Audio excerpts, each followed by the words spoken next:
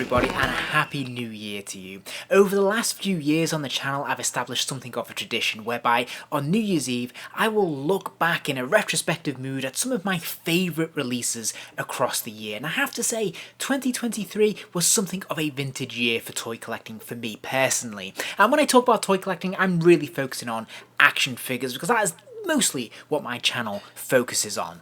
And so today in this video I want to share with you my personal top 10 action figures of 2023. Now a couple of caveats to say right at the start. These are my personal favourites, they're not necessarily the best. So I will be looking at things here that I might have given a 4-star review, maybe even a 3-star review, but I still happen to really love them. I've been super impressed by them. The other thing I want to mention is that I will be looking at figures in different scales, and of course a 1/6 scale figure is going to differ wildly from a 6-inch Marvel Legends. So it probably shouldn't come as any surprise to see that the 1/6 figures tend to take the top spots. But all that being said, I am still limiting myself to just 10 releases, and that includes all scales. So without further ado, let's dive in and look at number 10.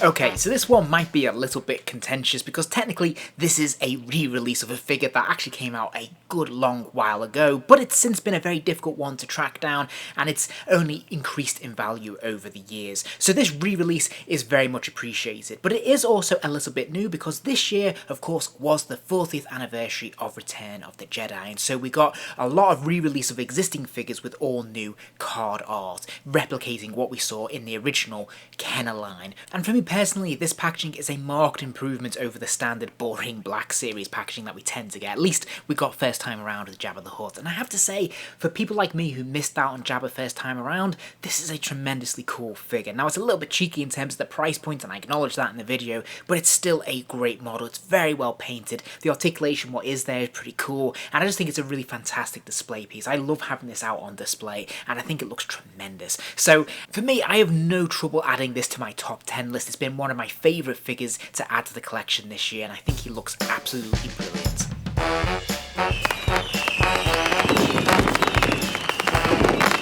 At number 9, I have Mr. Fantastic living up to his namesake from the Marvel Select line. Now, Marvel Select have really upped their game this year. They've definitely upped the ante, and they've been releasing quite a lot of fantastic figures. After a few years where there's been a bit of a dearth of releases, finally we're seeing a lot of beloved characters being made in the 7-inch scale, and the quality is absolutely superb, and I think it's really well exemplified here by Mr. Fantastic. A really long sought after character, and they've definitely done him justice. This is a great sculpt, the paint apps are absolutely magnificent, the articulation's brilliant, and he comes with some of the best accessories I've ever seen, and some of the most imaginative for this character, and they're utterly unique and so fun. We have so many different stretch effects, whether it's his arms, his fists, his hands, his neck, his torso. He's got all sorts of stretch effects that just work brilliantly well as some of those little bits and pieces like the ultimate nullifier that you'd typically expect. I think this is an absolutely fantastic display piece, and Marvel Select really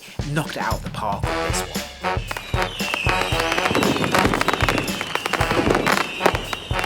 At number 8, we have the first Marvel Legends figure on my list in Hawkeye. Now, 2023 has seen an absolute deluge of Marvel Legends releases. There's been more figures this year than ever before, and so many, in fact, it's been very difficult to keep up, and 2023 was the 60th anniversary of not only the X-Men, but also the Avengers. So we got an awful lot of special deluxe releases this year, and Hawkeye was one of those. It's been a long time since we had a classic Hawkeye, and boy, does this one take the biscuit, because this for me now has to be the definitive Hawkeye figure in my entire collection, regardless of scale. I love this figure. I think the articulation is absolutely fantastic, the accessories are wonderful, and he's just really bright and colourful and so much fun. Of course, he comes with a comic book page accurate sky cycle as well, and he just makes a wonderful display piece. So I have to give this figure top marks. I really love this release.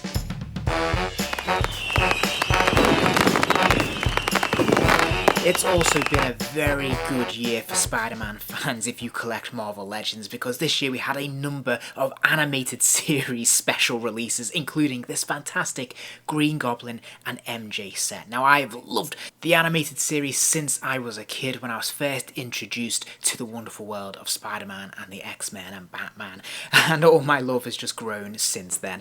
So this is absolutely fantastic for me to have not only the Green Goblin, but MJ, and they're absolutely screen accurate to what we saw in the animated series. They're both fantastic figures in their own right. They're really, really nice, bright, colourful, and they've done a really nice job with the articulation as well. So I think they really knocked it out of the park with these. But in particular, out of the two, the Green Goblin is absolutely sublime. Not only is this a wonderfully unique sculpt in terms of the head sculpt, the colours are really screen accurate, but also he comes with such a fantastic array of extras as well, including, again, a screen accurate glider and a Norman Osborn head. This is a really, really cool set. I love everything about this, including the packaging, the retro animated series packaging that we got from Toy Biz all those years ago.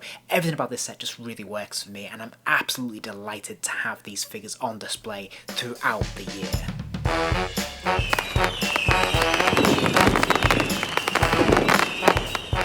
Now, I've barely just got done reviewing these, but I've been so hugely impressed with the Batman and Robin wave from McFarlane Toys in their DC Multiverse line that I had to add them to my top 10, because I love these figures, and I didn't even think at the beginning of 2023 that we'd get a dedicated 7-inch scale Batman and Robin line, let alone did I expect to think they were one of the best releases of the year. I've been very critical of McFarlane Toys over the past 2 or 3 years, but they've really knocked it out of the park with this one. The articulation is fantastic on all of these figures. You get a huge range of motion, the sculpts are brilliant, and we even see some decent attempts at some great paint apps, particularly on that Poison Ivy figure. So I think they've done a fantastic job. They've really upped their game here, and I hope we see a lot more like this from McFarlane Toys in future. They've set the new benchmark, and this is brilliant. I want to see more of this.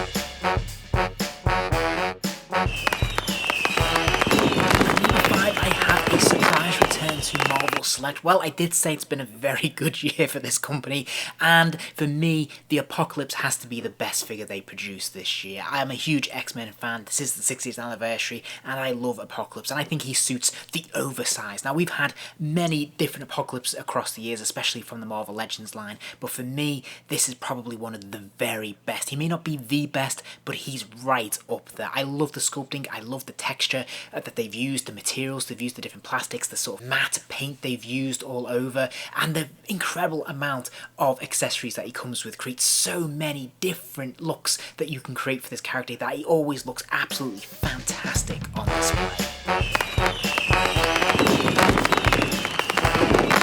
And at number 4, I'm back with yet another Spider-Man the Animated Series Marvel Legends set, and this time it's Doc Ock and Aunt May. Now, I've got to be honest here, this is all about the Doc Ock. The Aunt May I was less than thrilled with, but the Doc Ock is absolutely fantastic. This is one of the key looks, one of the key characters I desperately wanted from the animated series, and to be fair to Hasbro, they did an absolutely tremendous job, not only with a fantastic sculpt, not only with great materials used and the bright and colourful costume that they've got here, but also the fantastic articulation. Most notably, of course, it is those tendrils, those Dr. Octopus arms are absolutely fantastic. You can move them any which way you want, and they look absolutely tremendous, creating all sorts of havoc and fantastic poses. You can snarl up your enemies however you like, and you can create some fantastic displays and looks with this figure. So this guy has been on my shelf all year long, and he's not going anywhere anytime soon.